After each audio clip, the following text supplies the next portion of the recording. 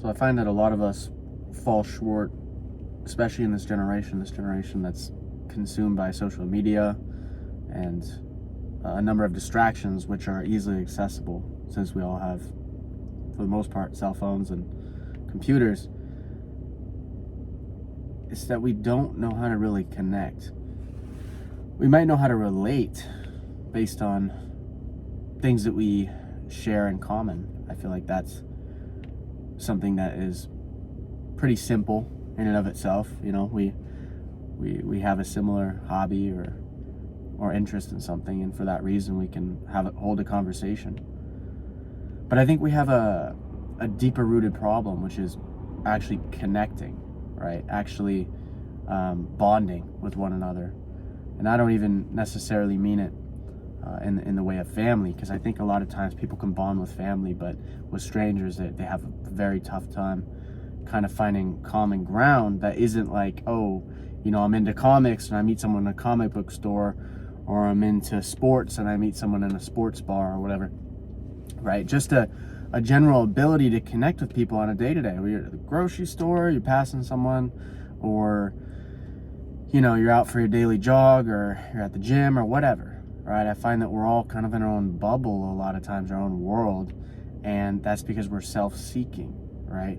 And that self-seeking nature of ours means that when we come out of that bubble, we go to get something, we go to retrieve something from others, when that is not how we connect. That's how we've almost been programmed to connect, is, oh, what does this person have to offer me before I even do anything for them? And it's like, when I look at like the greatest figure of all time, which is not even just a figure, the greatest person of all time, and the most wise of all time, who is Christ, right? Yeshua. He was a nomad that would go from place to place, and everywhere he went, he found a way to sleep. He was basically a homeless person during that 3 years that he was preaching about the kingdom of God. He was literally wandering from place to place with his disciples, having places to sleep, doing miracles, or finding food to eat from strangers. He was having people fund his whole ministry without even having to work, really. It's not like he had a whole big, there's no story in there saying he's got a whole big savings that he goes ahead and uses all of his savings to pay for his ministry, his 3 years where he's wandering, you know.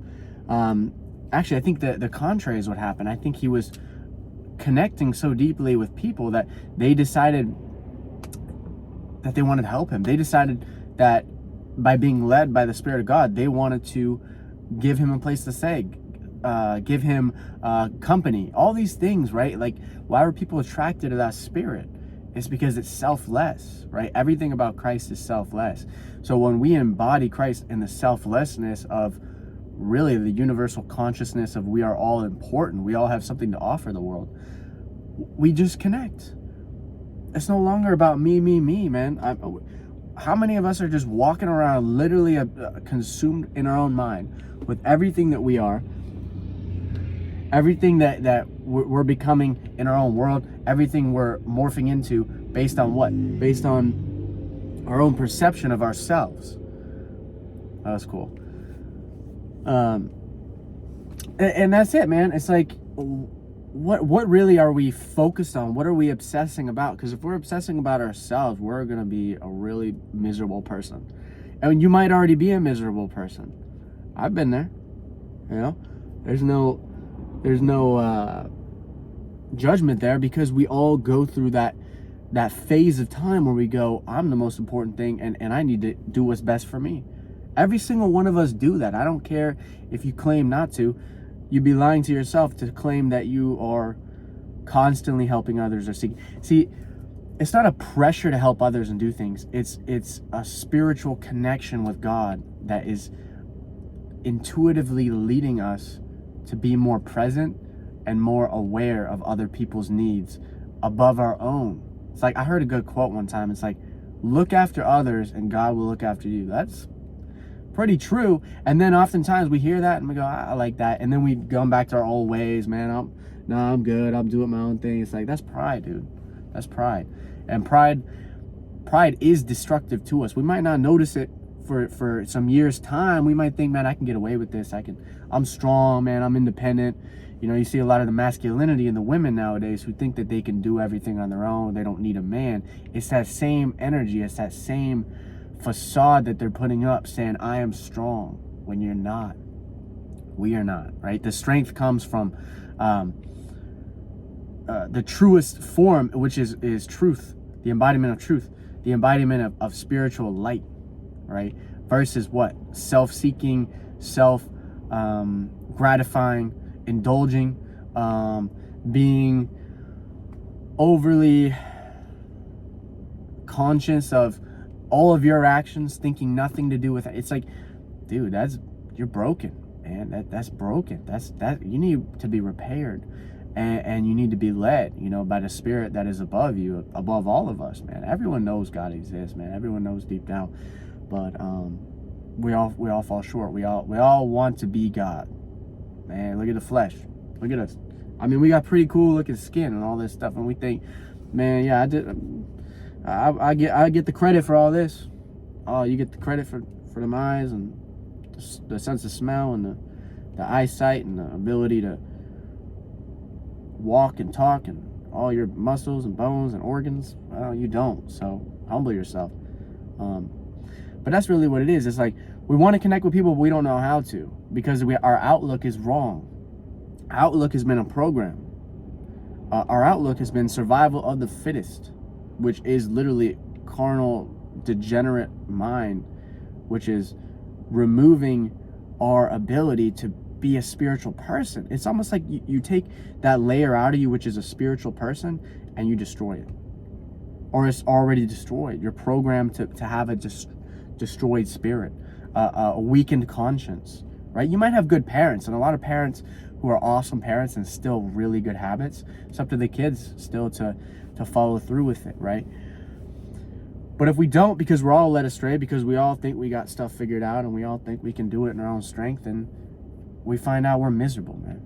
You look at the people who are the most successful, and let's say your neighborhood, let's say where you live. What do they really have other than all of their possessions and their status? What do they have, really? Ask them and figure out what kind of person they are if you have the opportunity. Or maybe you met them, you go, yeah, they're just empty, man. They're just like hollow. Like they're just like, all I want to talk about is money and how to level up. It's like, oh my goodness, like you're missing the whole point of life. Like, why do these monks, right? Why do these Stoics, these people who practice asceticism, why do they value so much time alone? Why do they value so much time away from the world and the desires of the world and the desires of appeasing others and status and all this other stuff? It's because they know everything is already inside you. The power is already given to you by the Creator. You're already a spiritual being. You're already so strong in and of itself. You need to tune back into who you were as a child. Go back to that youthfulness of I am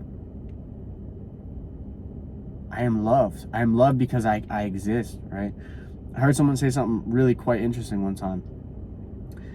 It said, through all of the wars and all the famine and all the horrible things that have happened in history, how many bloodlines have been lost? Where a father has a son has another son, and it keeps going down. The lineage of men going down, right? How many bloodlines don't exist anymore? That means that you are already a warrior bloodline. That's the quote I heard. I go, man, that's a fact. But we're literally taken off track by lower nature, by low vibrations, right? Like these spirits that want to take us off course, want to harm us, want to keep us in that low, like I'm sad, man. I don't know why I'm sad. I'm not happy. I'm not satisfied. Life's not good. It's want to keep us in that frame of mind, and we got to just separate from it. It's almost like take the habits out of your life you know you shouldn't do. You know, there's one or two already. Take them out. Go through those weird withdrawals, whatever, man. Thank yourself later, because you were the one that was strong. It doesn't matter if I tell you. Doesn't matter if the next guy tells you. It's your action that in the end of the day serves you, and you reap the fruit of that labor. It's hard. It's hard giving up any habit that gives you a nice dopamine rush. Who doesn't like a nice dopamine rush, man? But when you realize you give it up, you have excess dopamine. And that joy is accessible through the little things. You go and take a walk in nature, you go, wow, that's a pretty flower. Wow, I love the way that bird sounds. So your senses become heightened when you don't have those hard-hitting dopamine punches. Psychologists know it. I think people who are in tune with physiology understand it. And it's when you combine all these things, psychology, physiology, biology, when you combine all these things and you look at things like from a bird's eye view, you go, okay, things connect, things make sense. We are much more complex than we're willing to each admit, right? But our complexity is from God. Our complexity is spiritual. So it's removing things that are spiritually harmful to get us back into it. So that's a little piece I got for today. I think that someone out there needs to hear it, man, because I tell you, when I started to learn these things, it begins to open up doors in your world of like, oh wow, life isn't life is not as bad as it's been for me, because I've been in this cycle of abusing things or abusing others for my own gain. Man, that hits hard. But that's a thought, man. Anyone have any thoughts? Comment, please. I love to hear what people have to say. I love to hear if it's resonating with you, if you're seeking high vibrations, where you are in your journey. What do you struggle with, man? You need prayer. Prayer's fine, man. Prayer is so powerful. It really is. And you got to stay positive. You got to understand that you are already loved because you are created. Because you exist, you are loved. Now, you said my family doesn't love me, my friends don't love me. Dude, you think that their love is selfless? Nah, bro. All of our love is self-seeking.